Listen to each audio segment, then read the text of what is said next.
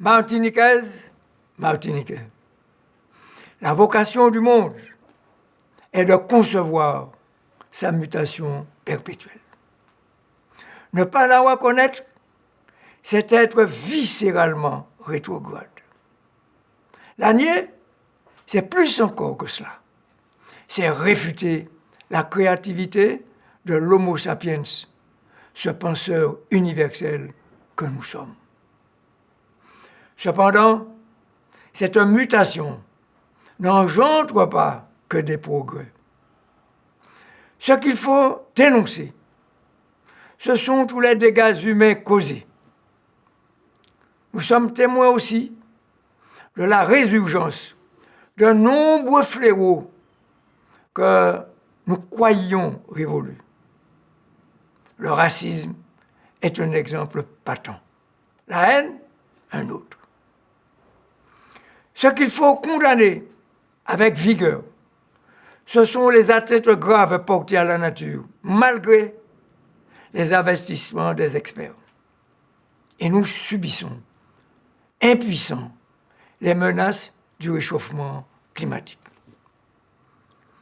Ce qu'il faut refuser, ce sont les conditionnements qui agissent à travers les réseaux sociaux et commerciaux. Nous perdons en authenticité, en intelligence collective et en humanité. La Martinique n'est pas épargnée par ces évolutions et leurs conséquences funestes. Le vivre ensemble est sans cesse perturbé par des agissements déplorables, incompréhensibles et hautement dommageables à tous égards pour le renom de notre pays. Devant de tels faits regrettables, il est impératif de promouvoir l'apaisement dans les relations sociales en rejetant toute forme d'exclusion et de violence calculée et entretenue. Il importe de raffermir les liens sociaux et intergénérationnels pour contrecarrer les effets du recul démographique et du vieillissement. Il est primordial de sortir de l'étau étouffant d'une économie tournée exclusivement vers l'import et la consommation. Les réponses et les adaptations à ces enjeux s'inscrivent aussi dans la solidarité avec nos voisins de la Caraïbe. Ces exigences, la collectivité territoriale de Martinique aura à les traduire dans ses décisions et mesures pour l'année à venir et les suivantes. Le trépied, éducation, formation, apprentissage devra être repensé pour mieux correspondre aux nécessités de l'économie, notamment de l'économie bleue et de la croissance verte. Les actions de solidarité devront mieux répondre aux besoins de cohésion sociale. La stratégie d'innovation devra inspirer tous les dispositifs de recherche et de développement.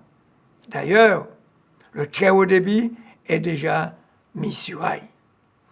La politique culturelle devra favoriser l'essor d'une véritable industrie digne de ce nom.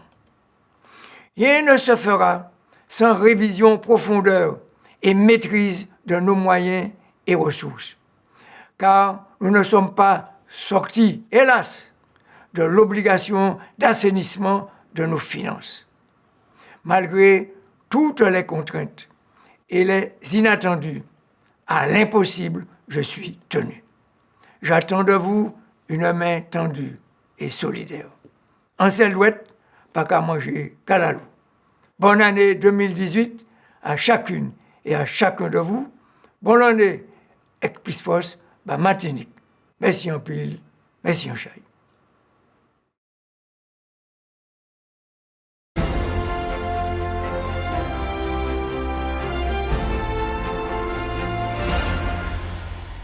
Guadeloupéennes, Guadeloupéens, Cette année 2017 a été une année particulièrement difficile et éprouvante. Nous avons été durement frappés par des événements climatiques sans précédent, gravant pour longtemps dans nos mémoires et celles de nos frères de Saint-Martin, Saint-Barthélemy et de la Dominique des images terribles. Nous sommes vulnérables et cela nous oblige à réussir notre transition écologique et de faire des îles de Guadeloupe des îles durables. Cette année fut marquée également par la disparition de pans de notre patrimoine immatériel, à travers des personnes qui ont porté ce pays, comme Café Massoso, Lucien Legras, que notre société ne doit ni oublier, ni manquer d'honorer. Enfin, l'image saisissante de notre CHU, en proie avec les flammes, nous a pétrifiés. Je profite encore une fois pour féliciter et remercier le personnel du CHU, les pompiers, les forces de l'ordre, les militaires, enfin tous ceux qui se sont investis dans cet élan de solidarité. Une année difficile, mais qui a révélé toute notre solidarité face aux épreuves du temps. Nous avons su faire face ensemble, car nous sommes un pays de résilience qui a toujours su se relever à chaque moment difficile de son histoire. Pour cette nouvelle année 2018, je vous appelle une nouvelle fois à plus unir nos voix en un bouquet de cris et d'énergie pour relever ensemble les défis du futur. Tout d'abord, en concrétisant les projets pour rendre notre territoire plus attractif, résolument engagé sur la route du vert et du bleu et qui reposera à terme sur un rééquilibrage vertueux et assumé de notre région. Tout cela en poursuivant l'investissement pour l'amélioration du réseau routier, le désenclavement numérique sur l'ensemble du territoire et dans les îles du Sud, la réalisation du marché d'intérêt régional, du barrage de Moreau, le bus des mers pour un transport innovant et durable, mais aussi la construction du nouvel hippodrome de Saint-Jacques, la cité scolaire de Maybridge et l'accompagnement des communes de l'archipel que j'ai visité tout au long de l'année. En matière de formation, les bons chiffres salués par la ministre du Travail viennent récompenser nos efforts. Nous entendons les poursuivre avec une exigence renforcée à destination du public en situation de handicap, sans oublier notre jeunesse et nos aînés. Ce nouveau modèle doit être vecteur de prospérité. Rendre notre territoire attractif, c'est surtout nous appuyer sur notre atout majeur, le tourisme durable, qui doit profiter à tous. 1 million de touristes en 2020, c'est un objectif possible et réalisable. Un tourisme durable que nous voulons plus innovant et diversifié. Nous n'y parviendrons qu'en préservant notre patrimoine naturel. La pointe des châteaux, les chutes du Carbet, la Soufrière, nos plages, et j'en passe. En 2018, nous devons être au rendez-vous des grands événements qui braqueront les projecteurs sur la Guadeloupe. Je pense notamment aux 40 ans de la Route du Rhum. Ce sera aussi l'occasion pour nous d'exposer au monde tout notre savoir-faire. Au moment où de nombreuses compagnies aériennes investissent notre ciel, nous ouvrons les portes de la Caraïbe, de l'Amérique du Nord et très bientôt du Sud. Nous devons saisir l'opportunité du contexte géopolitique qui s'offre à nous pour asseoir notre stratégie de développement. Je félicite toutes celles et tous ceux qui ont contribué à promouvoir notre pays, à tous ceux qui se sont particulièrement illustrés cette année sur la scène nationale et internationale. Nos artisans, nos chercheurs, nos ingénieurs cinéastes, nos chanteurs, nos sportifs, nos start-up, sur qui nous devons continuer à investir pour les faire émerger, mais surtout durer.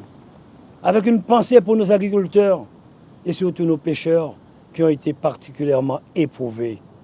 Chers compatriotes, pour réussir ces défis, il faut une collectivité régionale aux finances assainies.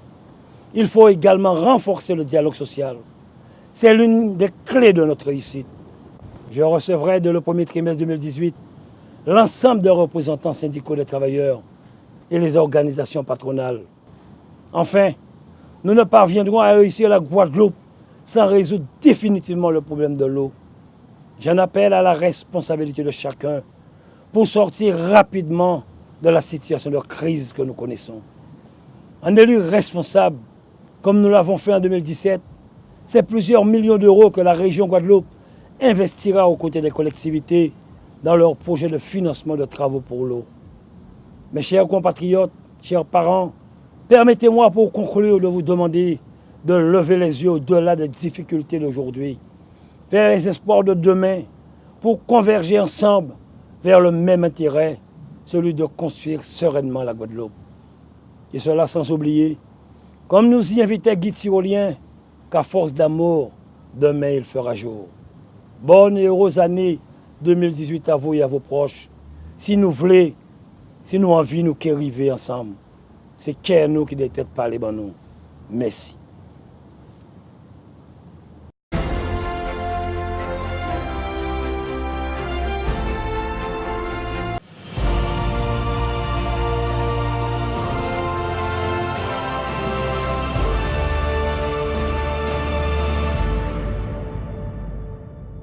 Mes chers compatriotes, au moment de tourner la page de l'année 2017, nous pourrions n'en retenir que les épreuves que nous avons dû traverser.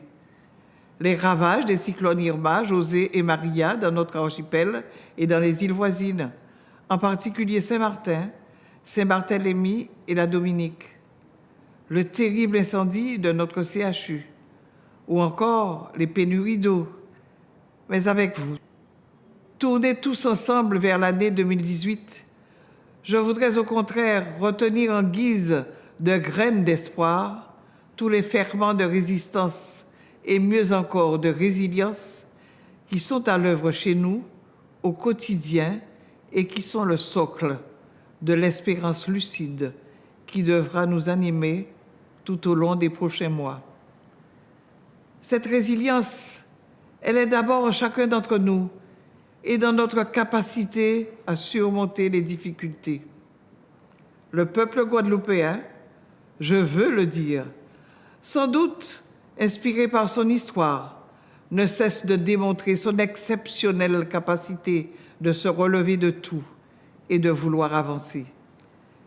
Cette résilience, c'est par exemple celle de la communauté médicale dans son ensemble, formidablement mobilisée depuis de longues semaines, tous établissements et tout personnel confondus, pour assurer avec courage et dévouement la nécessaire continuité des soins après l'incendie du CHU.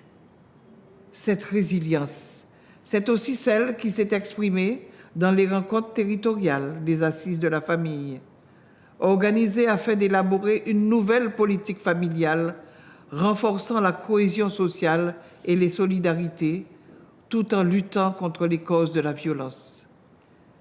Cette résilience, c'est également celle qui nous anime au jour le jour au Conseil départemental, la collectivité de toutes les solidarités, qui, grâce à ses agents déployés sur tout le territoire, agit d'abord pour les plus démunis et les plus humbles, et plus largement pour tous ceux que la vie a malmenés. Ces exemples de résistance et de mobilisation pour transformer le réel lorsqu'il est cruel, ce sont les graines d'espoir que nous devons continuer de semer inlassablement. Ce sont des exemples qui doivent tous nous inspirer, et en particulier nous les élus, qui ne prenons pas toujours conscience, disons-le, de la défiance d'une partie de nos concitoyens. Au plus près du terrain, je mesure les dégâts d'une façon de faire la politique qui privilégie le dire sur le faire, qui trouve plus facilement des postures ou des excuses plutôt que des solutions, et qui, sur des grands enjeux comme l'eau et les déchets, perd l'intérêt général dans des querelles stériles. Le dossier de l'eau, dans lequel le Conseil départemental agit concrètement depuis 3 ans, ne doit plus être sujet de bavardage. Il faut maintenant être plus efficace pour répondre à l'ampleur et à l'urgence du grand plan de reconstruction des infrastructures qui est devant nous. C'est pourquoi j'ai proposé au gouvernement qu'en 2018 et dans les années qui suivront, le Conseil départemental puisse amplifier son action avec le soutien financier de l'État et prenne une large part des travaux nécessaires, en particulier sur les captages stratégiques de Capesterre-Belle-Eau. Nous avons déjà beaucoup fait. À Moule, à Sainte-Anne, à Lamentin, à Déhay, à Baïf, à Capesterre-Belle-Eau, à Petit-Bourg, à Goyave, aux Saintes, à la Désirade. Nous demandons simplement à poursuivre en mettant au service de la Guadeloupe l'expertise acquise dans l'exercice de notre compétence d'eau agricole. Oui, en ce domaine, comme dans tous ceux qui relèvent de nos missions, le Conseil départemental sera aux côtés des Guadeloupéennes et des Guadeloupéens. Plus que jamais, surtout mieux que jamais, avec une nouvelle organisation territoriale de l'action sociale. Notre budget 2018, voté il y a quelques jours à l'unanimité, sera le levier d'une action inspirée par les valeurs de solidarité, de justice sociale et d'équité territoriale, avec des ambitions renforcées pour nos collégiens que nous emmènerons vers l'excellence dans des établissements progressivement remis aux normes parasismiques. Ainsi, sans tapage, le département jouera pleinement son rôle de collectivité majeure, garante de l'intérêt général du territoire, moteur de son attractivité grâce à ses musées, ses sites naturels et son patrimoine bâti, partenaire fidèle des communes, des intercommunalités, de la région, partenaire loyal mais exigeant du nouveau gouvernement et du nouveau président de la République.